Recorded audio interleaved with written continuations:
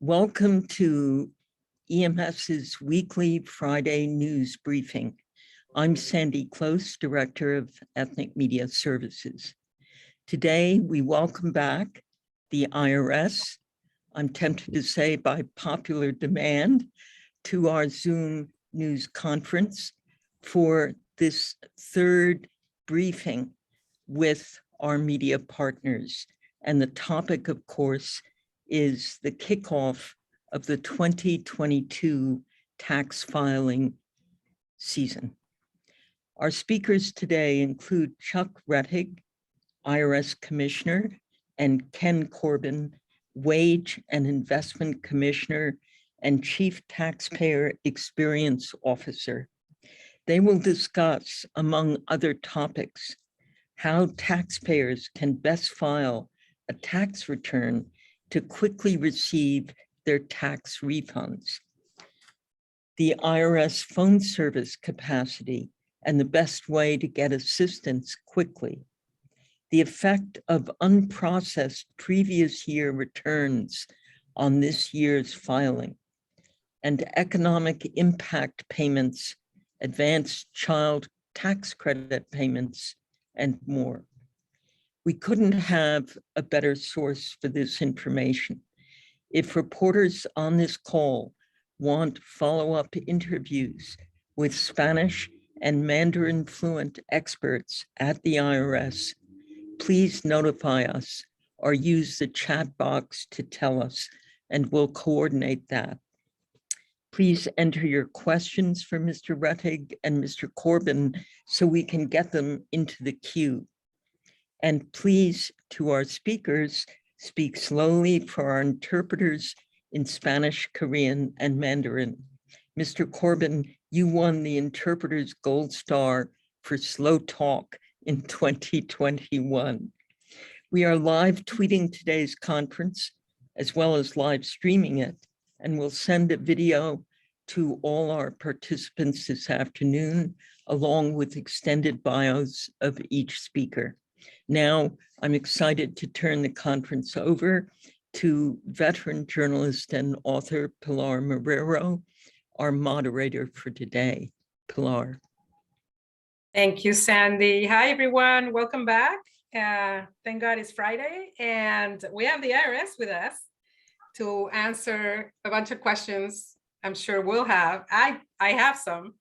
But first, I'm going to allow the speakers to go ahead and do their job. And the first speaker is Chuck Rettig. I'm sorry if I didn't pronounce it right. Rettig, IRS Commissioner. Welcome, Mr. Rettig. Thank you very much, Pilar. And it's an honor for myself and for Ken Corbin to join all of you today. And we really appreciate the fact that so many people are on here and will listen, and we do look forward to taking your questions. And before I start and give you some of the specifics, you know that we're in filing season, that we opened up on January 24, and that's a process. It's not just a flip a switch and you deal with what you have. So as we go through filing season, we monitor what's going on in the communities as well as within the Internal Revenue Service and the processing of both electronically filed and paper filed returns. And all of that is to indicate that there will be more help coming beyond what we're to discuss with you today, that it is our intent that the filing of tax returns by people is as smooth and seamless as possible. And we fully understand that many people have anxieties about interactions with the Internal Revenue Service, as well as a filing of a tax return, and importantly, filing of a correct, accurate tax return that enables them to receive many of the refundable credits that they are eligible to receive. These include credits like the Earned Income Tax Credit, the Advanced Child Tax Credit, and others. And all of these credits are triggered by the filing of an accurate tax return. And you're going to hear Ken and I both stress the importance of electronically filing an accurate tax return, and where possible, requesting that we issue the taxpayer's refund by direct deposit into their financial account. So the constant theme that you're going to hear is for taxpayers to electronically file an accurate tax return, requesting a direct deposit of their refund into their financial account. Following that scenario as to accurately filed returns, we anticipate throughout filing season the ability to get refunds out to taxpayers within 21 days after the date that that return is processed, with an acknowledgement that there's a law, a statute referred to as the PATH Act, P-A-T-H, that requires the IRS to not issue any refunds before February 15, 2022. So for returns filed between now and February 15, 2022, that are accurate, electronically filed, requesting a direct deposit of their refund into the financial account, we fully anticipate that those refunds will be issued within 21 days of the date that return is processed.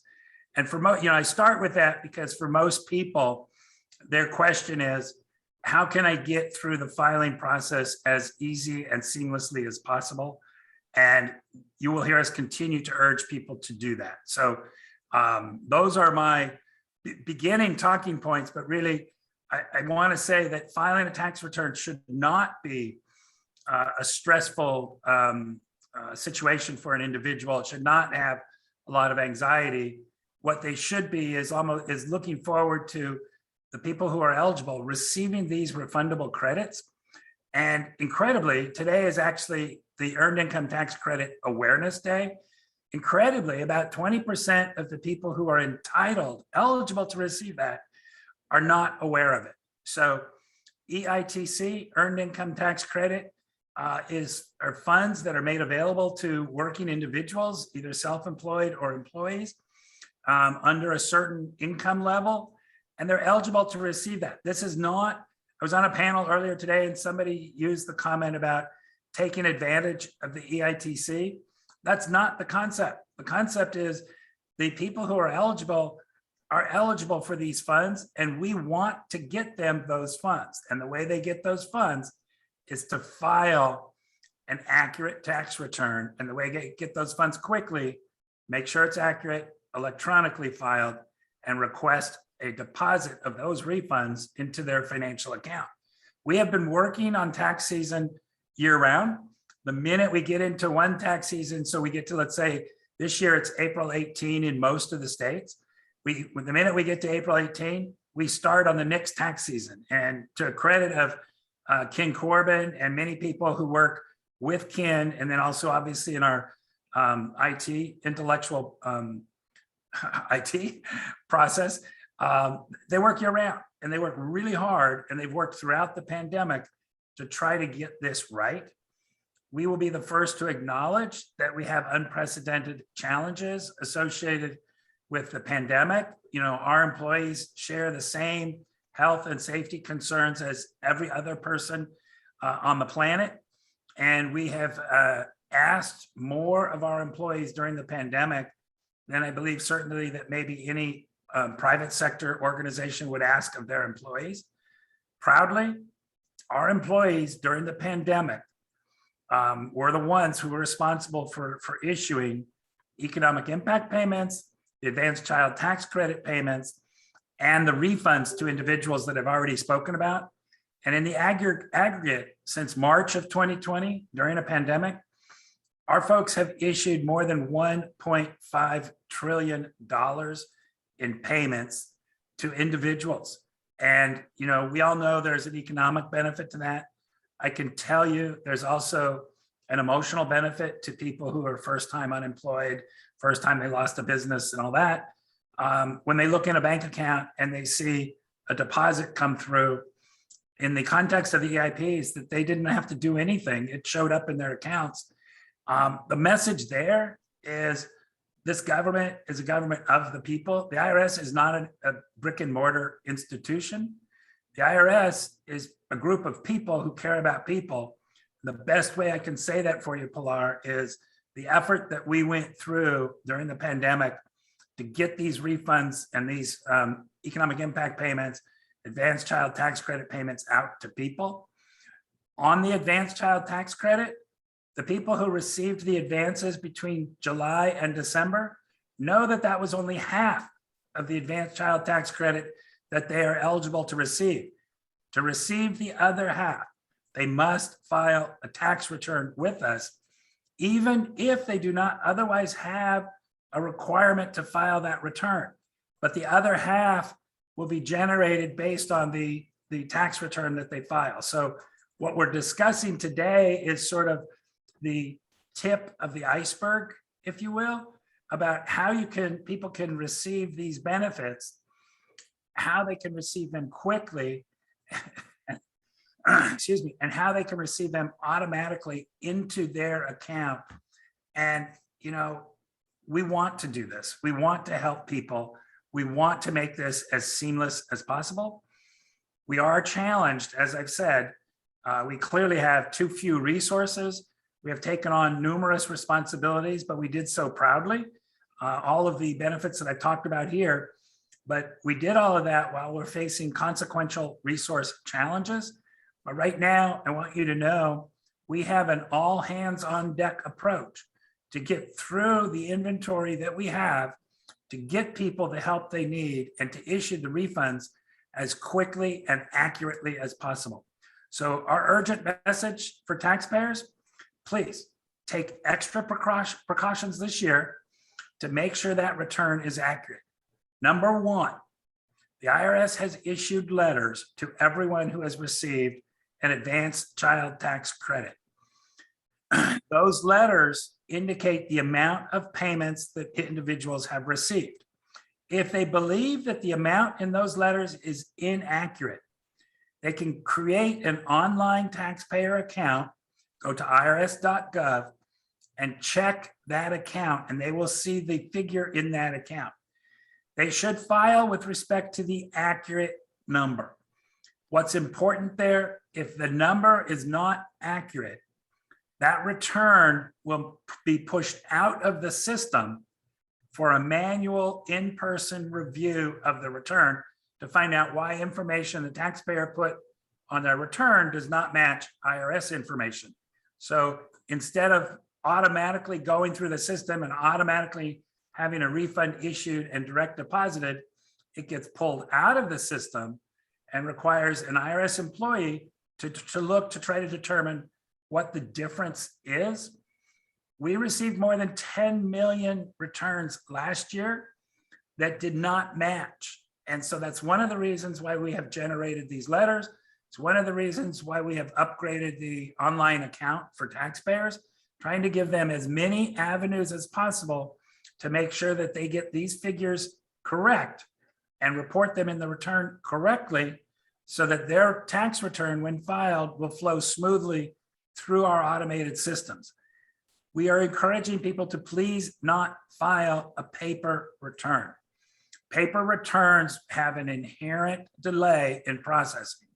And the fastest way to get a refund is to file electronically and to use software, a trusted tax professional, or we also have IRS Free File, which is the ability to file tax returns for free for individuals under certain income limitations, and they can access Free File through the landing page of irs.gov. These issues are especially important during a pandemic, and these funds that we're talking about are funds to get people their money really quickly and seamlessly. We are also encouraging folks to not use the phone lines. Our phone lines are jammed. We received more than 100 million phone calls on our phone lines, and we have less than 15,000 employees to answer the phones. All of our services that we're referring to here, they should first access irs.gov and try to work through the procedures. For most people, it will be seamless. But let me tell you, I'm the first to say also, we understand many people do not have broadband access, do not have a smartphone, do not have a laptop. And so, you know, our phone lines are for those folks, and our offices are also for those folks. I will jump a little bit ahead of something that I was going to mention, but I want to be proud and I want you to be proud of us. When I say we're here for you, I want you to know something. In the last year, we operate on a fiscal year basis. So September 30 of 2021, IRS.gov received almost 2 billion looks at the pages. Importantly, more than 90 million looks, more than 90 million visits to IRS.gov were on our non-English speaking pages. Those non-English speaking pages of that volume that we have that's online did not exist a handful of years ago. Be proud of the IRS employees. For the first time in history, the Form 1040 individual income tax return for calendar year 2020 that people are filing now is in a language other than English. It's in Spanish. When people call up to our phone lines, we have interpreter services available in more than 350 different languages. We are working as hard as we can for everyone.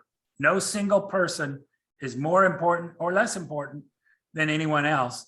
And we're giving our best during a pandemic, where our employees share the same health and safety concerns as everyone else. We're doing our best to provide meaningful, valuable, timely services and online in a manner that people can understand. If we provide, yep. Thank you, Commissioner. I think we need to move on in order for people to have time to ask questions, but we're going to go right away to our second speaker so he can do his presentation, and then we can have questions for both. Thank you very much. That works. Mr. Thank you. Corbin? All right, thank you, and good afternoon, everyone. I'm only going to take a few minutes to touch on a couple of important messages that the Commissioner highlighted and that some taxpayers may experience this year. You've seen many of the things that we're talking about are outlined in our news releases, and we'll continue to share important information in our news releases and in our social media content.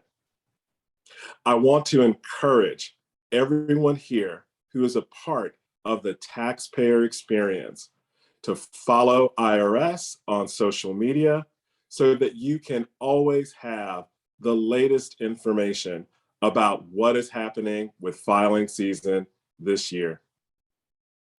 But first, the doors are open and our partners and IRS systems are green across the board. All systems are performing well. As your taxpayer experience officer, you are a major part of the experience of getting the word out to all taxpayers. I do want to emphasize what the Commissioner said. Filing an accurate tax return is important. It will avoid delays, speed refunds, and will make the experience much better. Let me take a moment to dive into some of the more top of the mind issues that are facing taxpayers this year.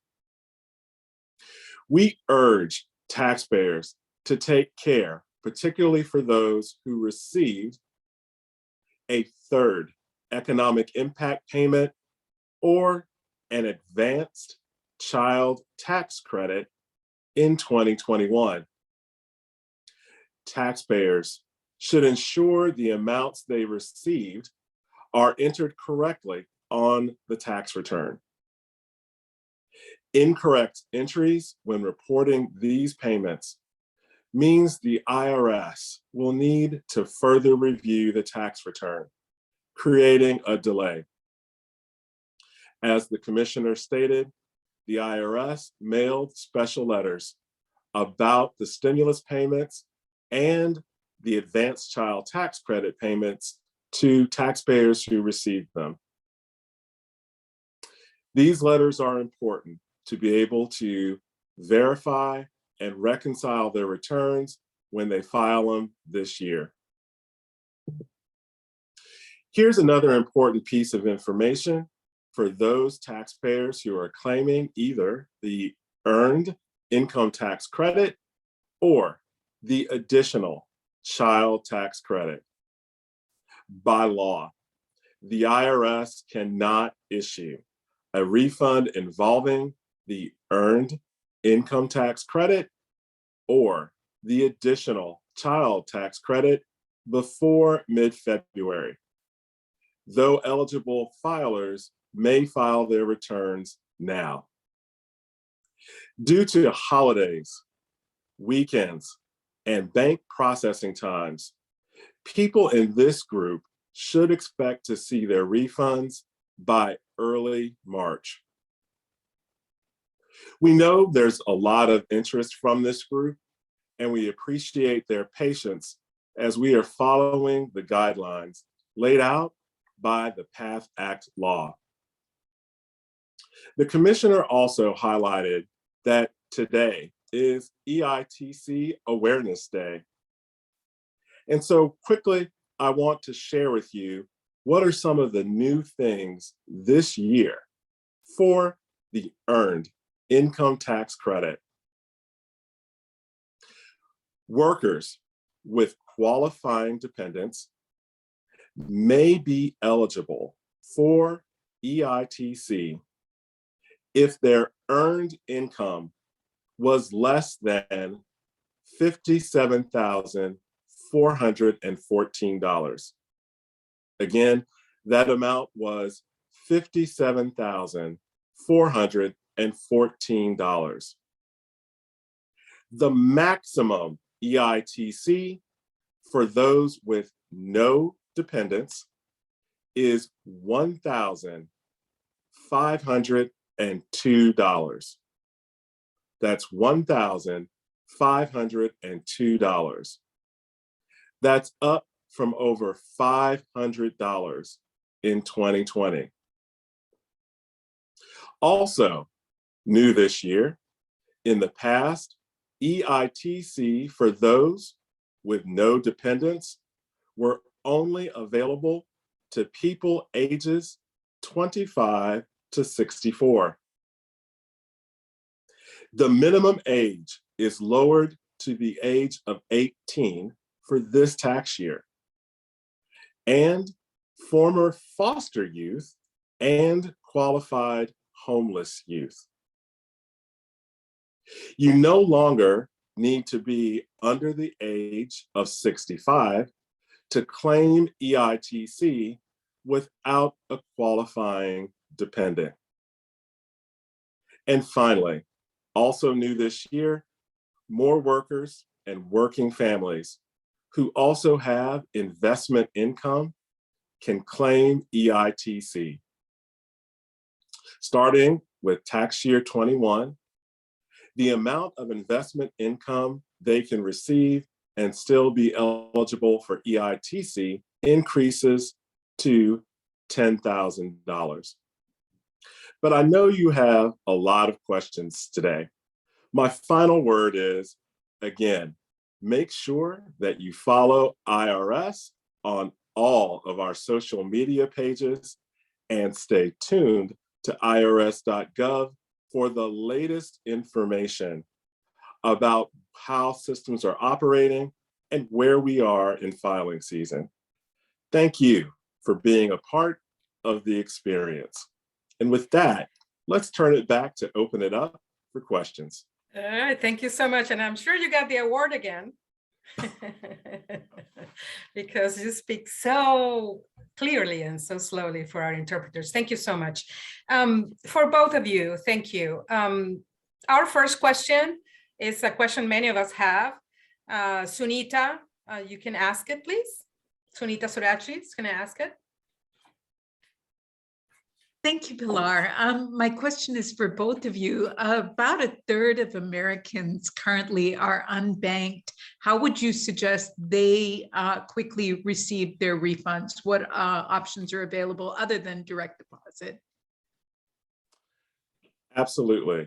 So there are a number of government initiatives, and we can share them with you through the Treasury Department that can help individuals who are not banked to become banked and can help them obtain a banking account that they can use for getting their tax refund. But I want to acknowledge that not everyone wants to be banked. And so certainly getting direct deposit is the fastest way to receive your refund. But you can still receive a refund without a bank account. We would just encourage taxpayers who file with us without a bank account to be patient. It may take a while before they receive that refund in the mail. Commissioner, I don't know if you have anything else you want to add to that response.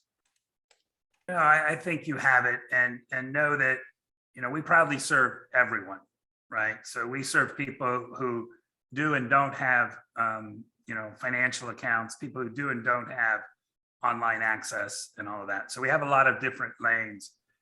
We're stressing for a seamless experience in some, but certainly paper checks will be issued for the folks who don't otherwise have that. And then my second question was about access. Filing through TurboTax or any of the online filing platforms is costly. Are there alternatives to filing online that are cheap or free? Yes, the IRS offers the IRS Free File Program. The IRS Free File Program. So if you go to irs.gov, on that landing page, you will see a link that will take you to online filing for free. The IRS also has our Volunteer Income Tax Assistance Program. We call it VITA.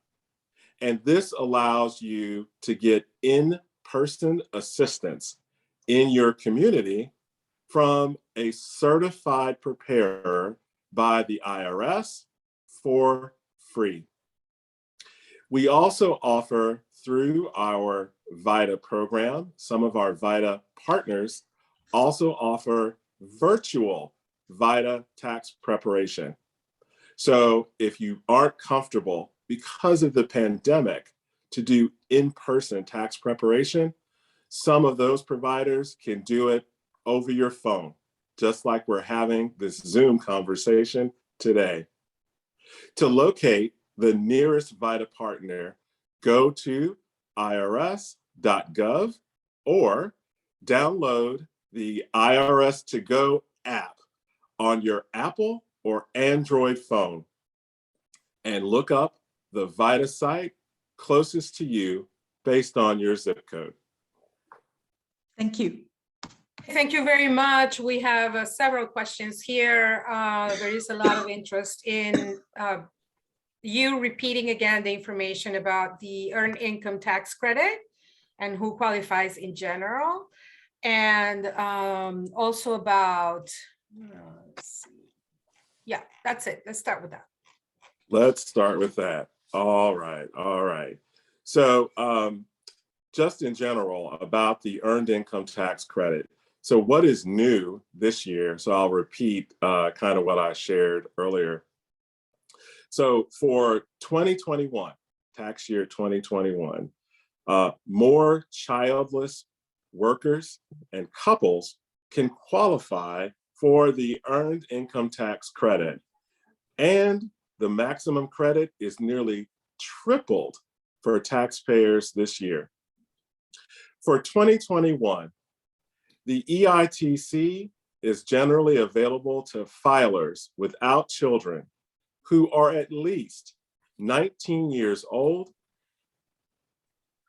with an earned income below $21,430.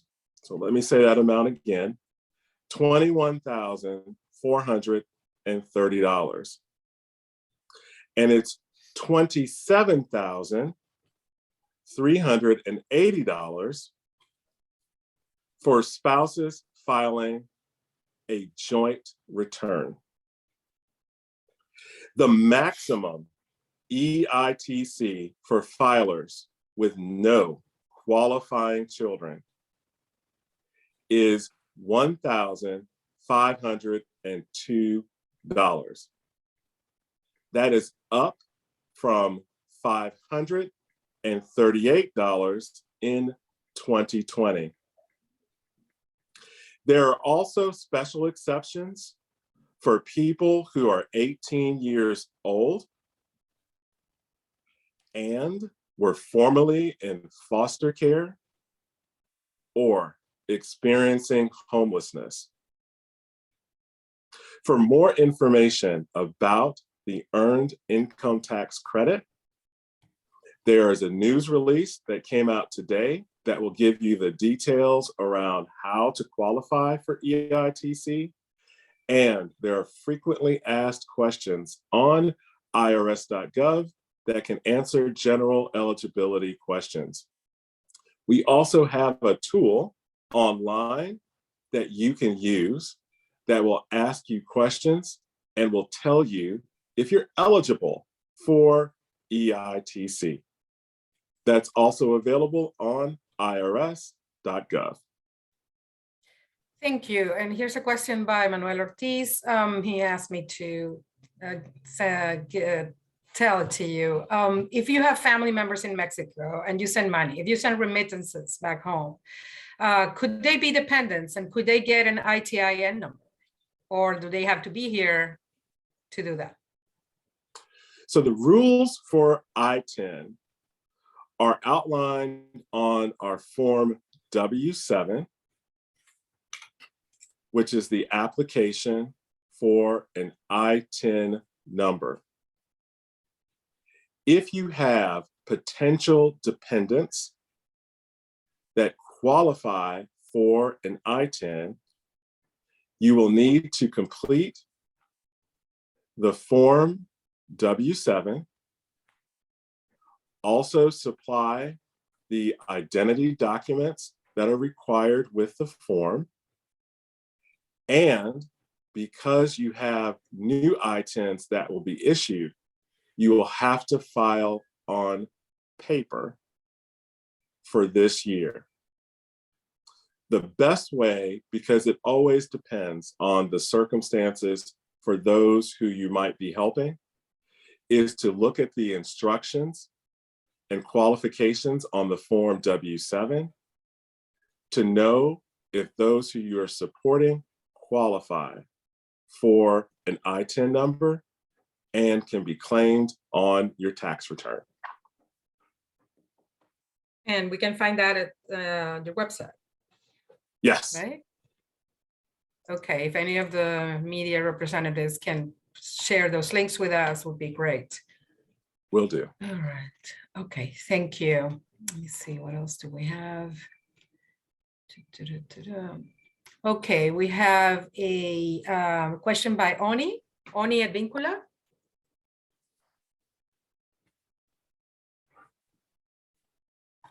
Oh, thank you, Pilar. Yeah, so the IRS is still facing backlogs from the 2021 filing. I believe millions, or about 6 million of these individual returns are still unprocessed. And there's been 20% drop of staffing at IRS. So what are the specific examples that the IRS is or will be addressing these challenges so that refunds will get there on time? So the processing of returns is our #1 priority. And so what we're doing is we are encouraging those taxpayers that are able to electronically file to electronically file. And this will help us get caught up on returns that remain unprocessed. The other thing we're doing to assist with those who need to file a return, and a really, really helpful tip to know, is that for those who haven't had their 2020 tax returns processed yet, they can still file their 2021 tax returns. And so we are encouraging them to do so. We also have a special instruction for people in this group for when they file their 2021 return electronically. If their 2020 return hasn't been processed, they should, when prompted by software, use 0 as the amount for their adjusted gross income for 2020. This will help us process their tax return, and we'll have more details available on irs.gov. I also would add, the IRS is hiring, and we are looking for bilingual or trilingual individuals that would love to come join the experience with us at the IRS. If you're interested in working for us, you can go to usajobs.gov and apply for a position with us here at the Internal Revenue Service. But we are deploying all of our resources to make this experience better for taxpayers. And it is our goal to make sure that we provide a healthy environment by the end of 2022. Commissioner, did you want to add anything to that? No, I think in the interest of getting through the rest of the questions, we'll pass it along. But I want everybody to know that every employee at the IRS is working as hard as possible and has continued to do so through the pandemic. And, you know, Oni, to your question, we will get through this inventory and we are doing our best. And just to echo, we are hiring. And I would say no federal agency is more respectful of employees, diversity, inclusion, and every lane you can think of than the IRS. We proudly include everyone. We want to be reflective of the people that we proudly serve. So if in getting the word out on filing season and the rest, just a touch point that we are hiring, we want people, and importantly, we want people who can reflect and interact with the different communities around the country. That's very important to us. Thank you so much. A couple of clarifications. So the stimulus payments that people got, maybe a PPP payment if people filed as independent contractors, all these benefits are non-taxable, right? You don't have to pay taxes over those. So that is correct. The economic impact payment is not considered income on your tax return. The thing to know about the economic impact payment is that if you are entitled to additional relief based on the economic impact payment, when you file your tax year 21 return, you will reconcile that economic impact payment through the recovery rebate credit. And so if you're entitled to more, you would claim it on your 2021 return. Okay, great. And there is a question by Gloria. Will there be an extension? I imagine she means for paying your taxes. Yes. For filing. Right now, the deadline for filing and payment of your taxes for individuals is April 18th, 2022. At this time, no extension is being contemplated. And you both mentioned that if there is something is different between what you file and what the IRS knows in terms of your payments, your refund or your return will be pulled and checked and all that. What about if you receive one of these letters that say you received $1,400 in stimulus payments and you didn't receive them? So what's important to know about that is you should file an accurate tax return. So if you get a letter from us and we show a record that you have received a payment, but you are saying you didn't receive a payment, you should file the accurate amount or accurate return. Now, in doing so, you will experience some delay in getting your refund while we work with you to determine what happened with that refund or what happened with that payment. But the key message from us is we want all taxpayers to file an accurate tax return. Thank you so much. Richard Sandoval has a question.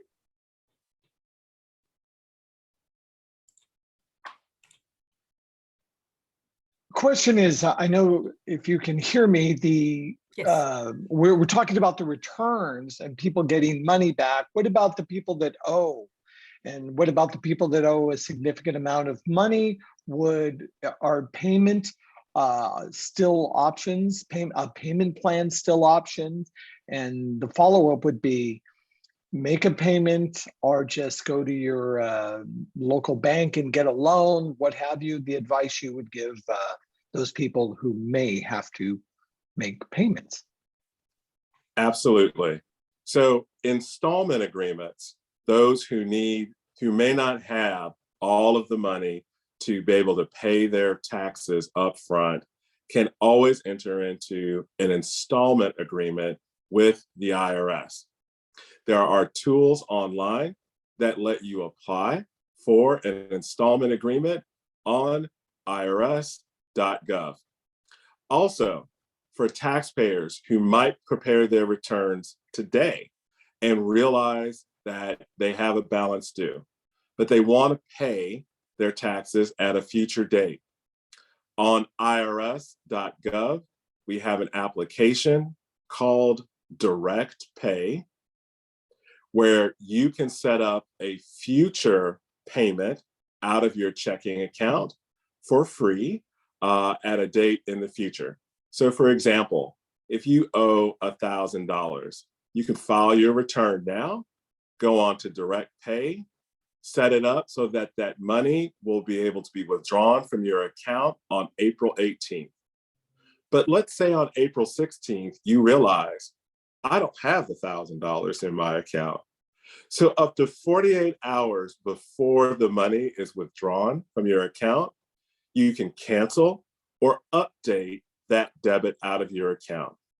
So there's lots of flexibility in that space to allow you to adjust and make those future payments. Now, in terms of options for taxpayers to be able to pay the IRS, we generally encourage, of course, taxpayers to pay what they can. But we certainly recognize in today's environment that not everyone will have the ability to pay or have the options to be able to do so. We encourage you to explore, again, those installment payment opportunities, future payments as a mechanism to do so, but more importantly, work with the agency so that we can make sure that we all are aligned and understand your circumstances and can provide you advice and counsel on how to take care of your debt. Maybe this is kind of a follow-up, or maybe it's just a spin-off of what you just answered, but Elsa is asking me to ask you, for self-employed people that estimate payments and pay quarterly, for example, and they are behind because, inflation, whatever circumstance, is there also some plan to give them time to pay?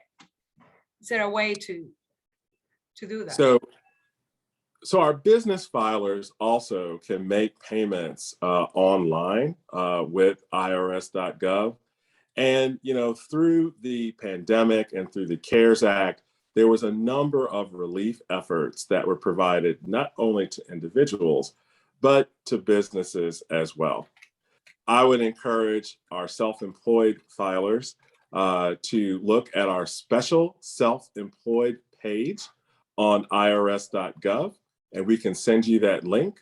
There are lots of helpful tips there that can help our small and mid-sized businesses with their payment opportunities and options that will help them get the information they need and provide payment options for them as well. And Henrietta is asking, would a future payment involve interest and penalties being charged? No. So if the taxes are due on April the 18th and you schedule your payment when the tax return, whether business or individual, is due, there are no penalties or interest for a future payment date. The only time that penalties and interest will apply is if the payment is after the due date of the return you're paying for. Okay, now I'm confused. You said even if I file right on the, on the date, April 18th, and I owe money that I don't have, I can set up a future payment or no? Yes. And So will there be penalties or no? There will not. Let me walk through a quick Okay. example. So if you are an individual filer and you file today, January the 28th, and you realize you owe $1,000 on your taxes, you can set it up so that the $1,000 is paid out of your checking account on April 18th. Now, even though you filed your return January 28th, the actual due date of the return is not until April 18th.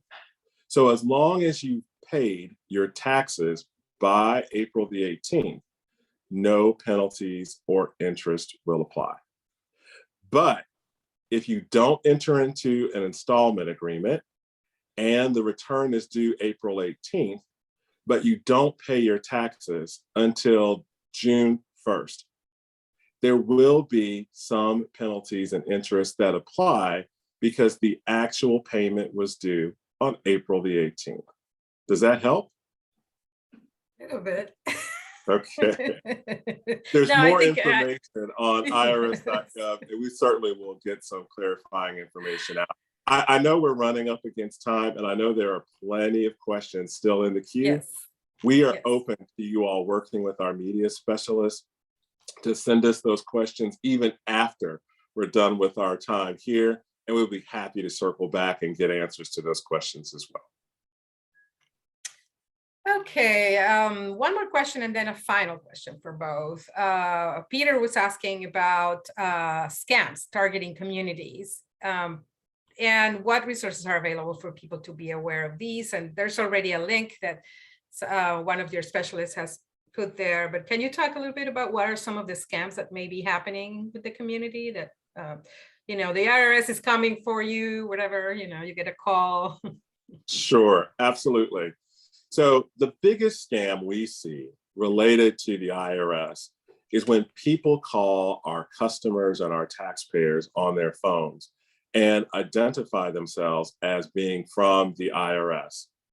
Let me assure you, the IRS will not call you on your phone without sending you a notice or let you know in advance to expect a call from the IRS. So don't accept a text message, don't accept a phone call. Certainly if they call and ask you for either your banking information or to pay with a gift card, that is most definitely a scam. Also, be very careful when using the internet. Make sure that you have a secure connection and a secure site, and verify that you are on irs.gov or gov to make sure that you are on the right website when asking or entering information. Those are the number one things that we see happening in the season. Okay, and I would like to close by asking both of you, what will success look like for the IRS a year from now? What's the biggest concern, and how you would feel completely satisfied that you met your objectives? I think success. I was going to say, Ken, getting invited back here would be a success. And having you all see what we're doing in the expansion of our services in different languages. we have to earn the trust and respect of everyone that we interact with. And, you know, when I say for the first time in history, the Form 1040 it is a language other than English, understand, you know, I'm the 49th commissioner. The IRS has been around almost as long as the country. We're starting to show people the respect that we have for people in different communities or who might not be as comfortable in English. So I think that you'll see success when you see us in your communities proudly, and when you're proud to have us in those communities. That would be where I would come. With that, I'll turn it to Ken. Yes, success for me. Success for me would be us being able to, as the commissioner said, meet our taxpayers in the communities that they live, and also to expand choice and access to our customers and create a seamless experience this year. So that's what success would look like for me. Mr. Corbin, now a last question came up in the chat by Sunita. She said, I used future payment last year. The money did not come out of my account until 3 weeks after it was due. Did I accrue a penalty or interest? So the answer would be no. The way our system works is if you schedule the payment out for April the 18th or the 15th or whenever the date was for that tax return, then that is the date that the payment will post in our system and no penalties or interest would apply. If you get a notice that says that penalties or interest were applied either incorrectly or erroneously, we have something called reasonable cause, and you are able to reach back into the IRS to have that penalties and interest removed. Thank you so much. We were happy to have you both with us. Sandy, do you want to say goodbye? I'm thinking about the April 18th deadline as we speak. And there's a call to action for all of us on the line, but also a wonderful opportunity to just realize not only for the audiences we serve, but for ourselves, that IRS is there to help. And that's not been a message, I think, certainly I understood until we did these briefings. The fact that you're expanding your multilingual accessibility is extremely good news. And there are many things to lead off a story for today with, many things you've said, but overall, just the fact of you wanting to do this briefing with our media to reach their collective audiences. We thank you, we salute you, and we look forward to having you back again. Thank you very much. Thank you, everyone. Have a good weekend.